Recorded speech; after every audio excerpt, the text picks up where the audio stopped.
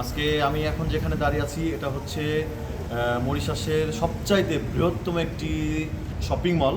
এটার নাম হচ্ছে বাগাটেল। তো এই বাগাটেলে আসলাম হচ্ছে জাস্ট একটু আপনাদেরকে দেখানোর জন্য। মেরি ক্রিসমাস উপলক্ষে কতটা সুন্দরভাবে তারা সাজিয়ে তোলে। তো এইসব বিষয় নিয়ে আজকের আলোচনা। তো চলুন ভিডিওটা শুরু করে দিই।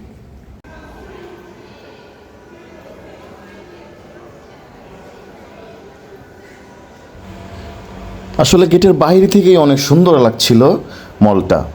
তো আমরা ভাবলাম যে বাইরে থেকে আইডিয়া করেছিলাম যে অনেক সুন্দরভাবে সাজিয়েছে।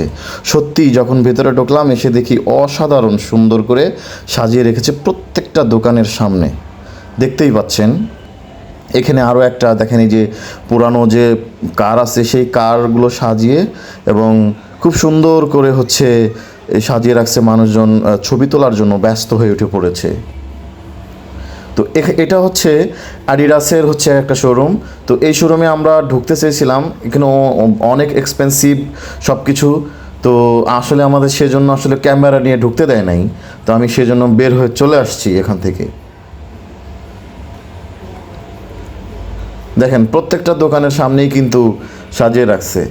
মানে এটা স্পেশালি হচ্ছে এরকম বড়দিনের যে যেমন ক্রিসমাস, খ্রিস্টানদের বড়দিন, তো ওই দিনে আসলে এই সবগুলো বেশি বেশি করে সাজিয়ে রাখে তারা।